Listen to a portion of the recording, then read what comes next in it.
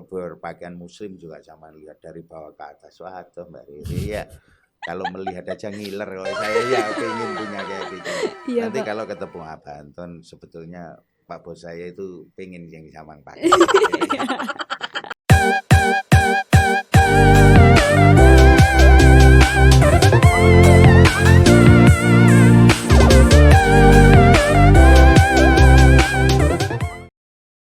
Halo guys, kembali lagi di podcast Lantai 3.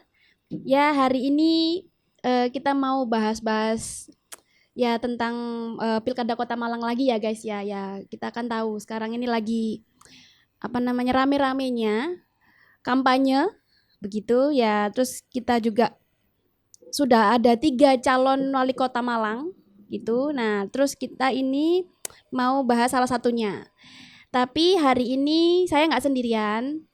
Saya ditemani dengan Bapak Prayogi Pangestu. Selamat pagi, Pak. Pagi, Mbak Riri. Ya, beliau ini selaku Direktur Utama Memo X Group dan juga sekaligus pengamat politik di Kota Malang. Ya, jadi pas sekali nih sama obrolan kita hari ini. Mbak Riri. Ya, Pak. Hari ini kita mau bahas salah satu calon wali Kota Malang. Oke. Yang mana beliau ini juga mantan wali kota Malang periode 2013-2018 kalau nggak salah ya. Nah itu Abah Anton. Ya siapa sih Pak di Malang ini yang nggak kenal sama Abah Anton? Yang mau saya tanyakan nih Pak ke Pak Yogi selaku pengamat politik. Abah Anton ini kan tagline-nya peduli wong cilik. Nah menurut Pak Yogi nih, apa sih Pak persepsi peduli wong cilik itu Pak? Terima kasih Mbak Riri. Jadi tentang ini bagi saya luar biasa ya, tentang Abah Anton. Dengan begitu banyaknya masalah, akhirnya bisa maju. Sukses sekarang bisa maju, bisa kampanye. Memang secara branding, dengan tagline-nya peduli wong cilik. Dari dulu Abah Anton ini ya karena memang orang punya duit ya, maaf aja ya. Beliau itu keturunan warga keturunan dan sukses di Malang. Dan ya yang satu ini memang keturunan satu ini kan suksesnya satu. Gimana itu Pak? Penggaweannya kan bisnis. Abah Antonnya. Ya. Ya. Jadi warga yang satu ini bisnis, lewat dewe pekerja. Ya. Kalau beliau ini dari kecil wis diajari bisnis. Ya. Dan sangat peduli dengan orang wong cilik itu, termasuk karyawannya. Beliau ini dari awal memang terkenal baiknya di situ. Oke. Digeret-geret politik ini karena orang Malang aja. Oh, berarti bukan beliaunya yang mengajukan? Enggak, dari awal beliau itu paling suka sedekah. Oh, Ngekei begitu. orang, sangat membantu kepada orang-orang. Sebetulnya background politiknya nggak ada, awal-awalnya ya kalau ini. Makanya terkenalnya orang baik, karena Indonesia kan gampang lah ya. Pokoknya suka memberi, suka membantu, itu kan orang baik. Di Malang itu melekat kepada beliau. Makanya peduli wong cilik karena memang selama ini sangat membantu warga-warga yang masyarakat Kota Malang yang menengah ke bawah. Iya, menengah ke bawah. Terus sesama teman dia sering membantu memang. Oh, iya. Jadi dia berbisnis join dengan orang-orang ya nyaman-nyaman saja. Kalau otak bisnisnya dagang, beliau sudah. Karena memang Abah Anton ini ya diajari dari kecil berdagang. Jadi keluarganya berdagang semua. Keluarganya itu berbisnis semua. Terus sekarang punya usaha yang luar biasa ya. Tetes itu sangat peduli dengan memang beberapa CSR-nya ya, apa ceriku digawe sedekahnya kepada orang dengan wartawan ya baik ya. royal lah ya, nanti Iya. paling royal dan baiknya di situ.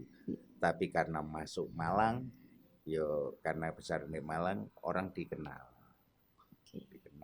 Terus ya biasa orang politik ada orang terkenal karena memang pengkaderannya kurang.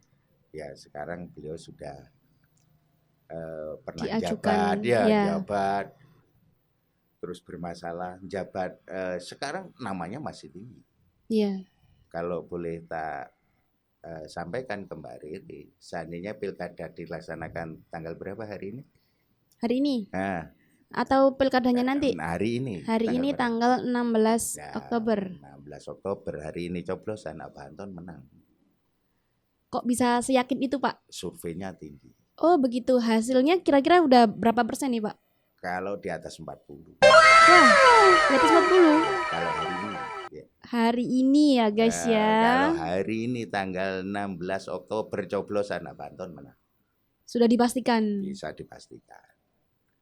Oke. Permasalahannya pilkadanya tanggal 27 November. Masih ada waktu 1 bulan lebih. Iya. Nah, ini kita masih melihat dinamikanya. Mm-mm. Tapi yang perlu kita Mbak Rere ketahui bahwa tagline tentang beliau peduli wong cilik itu ya memang ya dari dulu. Mulane lek sampean susah rono pasti sana. Ini sangat luar biasa karena saya sendiri sudah sempat ketemu ya. Jadi memang Pak Anton, saya ke Malang itu Mbak Rere di Memo itu Pak Anton ya cuma saya nemu itu 3 bulan. 3 bulan sebelum lengser itu. Oh, pas beliaunya masih menjabat. Iya, menjabat itu 3 bulan. Sebelumnya aku karena saya di Jakarta ya, jadi memang waktu itu seluruh media di Kota Malang ini ya mengeluh-ngeluhkan beliau. Itu Dan ini luar biasa. di luar dari permasalahan yang Dipermasalahkan aja Mbak Rere permasalahan ini. Tapi sampai saya ini surveinya masih tinggi. Mana ndek ini aku ngeluh ya. Sempat kemarin kita nobar, nonton bareng ke malam itu nobar dengan beliau. Asik gitu loh. Pendukungnya ya wakeh gitu loh ya. Ini makanya bagi saya orang ini luar biasa. jadi meskipun beliaunya sebelumnya tuh udah pernah punya masalah gitu, warga Malang itu nggak memperdulikan itu, Pak ya. Jadi karena pedulinya nang wong cilik itu.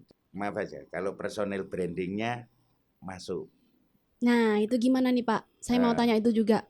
Kira-kira kalau dari personal brandingnya Abah Anton yang sudah melekat di Kota Malang, yang istilahnya beliau itu kayak Robin Hood-nya Kota Malang mungkin ya, Pak ya. Jadi kayak beliau itu pahlawan gitu kan, dermawan gitu kan di Malang itu. Terus realisasinya tagline-nya itu yang peduli wong cilik itu gimana menurutnya Pak Yogi? Ini memang Abah Anton itu dilakukan sejak dulu Mbak Riri. Ya, saya bilang ya ini dari dulu. Karena saya jejaknya belum mungkin di era 2000 ke bawaan itu memang digital belum kayak sekarang. Iya. Kalau sekarang itu mungkin kita kemana saja sudah lebih berkembang. Terdeteksi dengan adanya jejak digital. Betul. Tapi saat itu tak kira karena beliau itu ya itu tak sampaikan warga yang memang dari kecil diajari berbisnis. Baiknya beliau itu suka berbagi. Ini berbagi. Jadi ada teman-teman yang itu kan di Malang itu curhati rono. Dan itu bisa diselesaikan oleh beliau. Jadi makanya beliau masuk politik itu aku sempat kaget. Ya, sebetulnya di segi bisnis itu beliau itu sukses. Tapi begitu ditarik ke politik, ya ini mungkin beliau masih banyak belajar tentang politik. Dan politik itu baru disadari sadis. Ya. Karena beliau ada masalah itu tadi, sadis.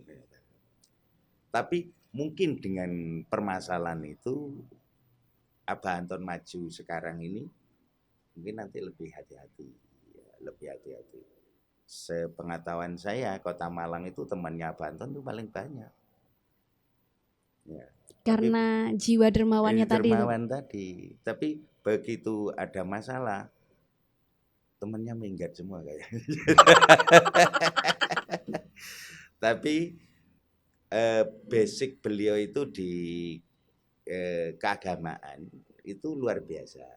Di keagamaannya luar biasa, sehingga Partai Kebangkitan Bangsa PKB yang notabene sekarang itu nomor 2 di Kota Malang itu mengambil beliau Iya. untuk Apalagi maju. ya yang saya tahu itu kan beliaunya juga ketua apa namanya?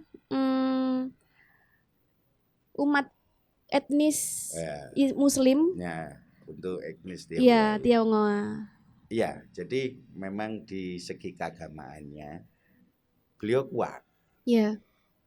Tali silaturahminya dengan organisasi kemasyarakatan keagamaan itu ya bagus. Iya. Dengan Muhammadiyah ya bagus, dengan NU ya bagus. Ini bagi orang Malang, wong cilik, orang ini luar biasa. Tapi pro dan kontra, ya pro dan kontra. Tapi karena pedulinya beliau dengan wong cilik ini, orang Malang, Kota Malang itu mengakui. Jadi kalau Mbak Riri tanya ini apa? Ini sejak lahir. Ojo-ojo di dalam perutnya ibunya itu sudah baik ya. Juga berbagi sama teman-temannya gitu loh ya. Jadi tapi kembali lagi karena dunia politik itu beda dengan bisnis, mungkin Abah Anton nomor urut 3 ini sudah tahu apa yang harus dilakukan ke depan. Dan beliau sudah mencatat siapa teman baiknya, itu sudah mencatat. Oke. Luar biasa, orang ini luar biasa, makanya dengan segala permasalahannya ratingnya tetap tinggi. Di Malang itu tetap tinggi saat ini. Tapi nggak tahu, tapi pergerakan lawan politiknya, saingannya itu sudah mulai nanjak semua. Tapi di Abanton masih stagnan, tapi stagnan pun sekarang itu masih tertinggi. Oke, jadi intinya untuk realisasi tagline-nya ini insya Allah bisa tercapai gitu Pak ya, menurut Pak Yogi. Iya, karena Kota Malang itu maaf aja miskinnya kan ya sedikit ya Mbak. Ya, angka kemiskinannya sudah menurun. Menurun karena pendapatan per kapita sudah naik ya. Tapi beberapa yang dulu awalnya dari bisnisnya bawah ke naik ini kan ya memang Malang itu ngenal, apalagi beliau pernah menjabat. Iya. Menjabat dan tak kira jejaknya ya masih ada lah. Orang baik itu banyak jejak yang mesti dicatat oleh masyarakat. Iya. Makanya kalau kampanye mungkin dilihat di beberapa kegiatannya beliau sangat baik dengan apa sih Malang itu selesai sebetulnya gitu loh ya. Itu Mbak Riri. Oke Pak. Nah terus Pak, ini sebenarnya tadi udah disinggung sedikit. Backgroundnya beliau ini kan pengusaha Pak ya. Terus juga dari survei kekayaan kemarin itu, beliau ini kekayaannya ternyata yang paling tinggi loh Pak. Paling banyak dibandingkan 2 calon lainnya. Nah terus menurut Pak Yogi nih, kira-kira bagaimana pengaruhnya untuk perkembangan Kota Malang ke depan kalau misalnya beliau terpilih lagi? Oke, jadi Mbak Riri, kalau saya melihat mungkin dari kompetitor yang saat ini jalan, di Mas Wahyu ASN. Ya. ASN kan KISO bisnis, ya pasti harganya dikit. Wakilnya Ali Mutahirin yang notabene pengusaha, tapi pengusaha digital atau pengusaha entrepreneur dan masuk di tim Projo. Dan beliau menjadi komisaris BUMN. Ya, jadi wakil komisaris BUMN. Saya kira hartanya nggak begitu banyak karena tolak ukur pendapat harta itu kan gajimu berapa gitu. Kayak Mbak Riri ya, saya anggap jadi duit-duit kan nggak mungkin ya toh. Karena memang bisnisnya karyawan belum. Ya. Kalau Abah Anton ini dari awal memang bisnis. Jadi sebelum masuk ke dunia politik, ini sudah diajari bisnis. Jadi kalau sehari dapatnya di zaman itu kita masih kecil, Abah Anton 2.000 3.000 sehari. Ya, awak dhewe cek njaluk. Iya. Kalau ini kan dan memang di keluarganya beliau itu ya memang orang-orang berbisnis semua. Kalau itu kita tarik ke sini yo pastilah. Pasti banyak, hartanya banyak. Terus didemuin oleh Dimyati. Iya. Dimyati ini pengusaha. Hartanya juga tinggi. Harganya juga tinggi karena memang dari kecil. Nah, Iya. sama Mas Dewianti ini background politiknya nggak ada. Oh, sama-sama. Sama-sama berarti. nggak ada. Jadi moro-moro ditarik menjadi Wakil. Akhirnya ya kebaikan kepada masyarakat. Oke. Artinya politik itu biye masih bingung ya.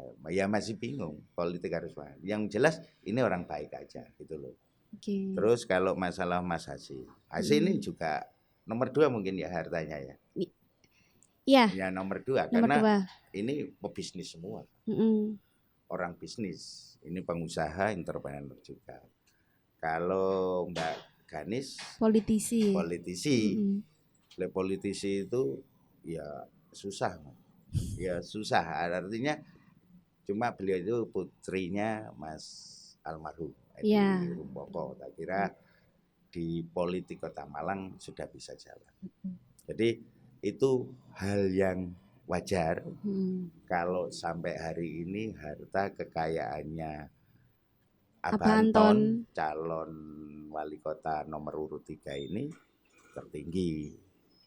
Kayak Song Gusur lah Mbak di Kota Malang ini, kalau di politikus beliau paling tinggi lah. Ya, makanya PKB dengan sigap mengambil beliau, dan PKB sama Demokrat ini ya.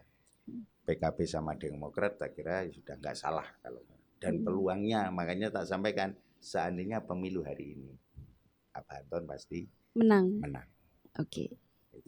Itu Mbak Riri. Iya, jadi pasti berpengaruh lah ya Pak ya untuk perkembangan Kota Malang ke depannya. Sangat berpengaruh. Jika beliaunya terpilih lagi. Iya.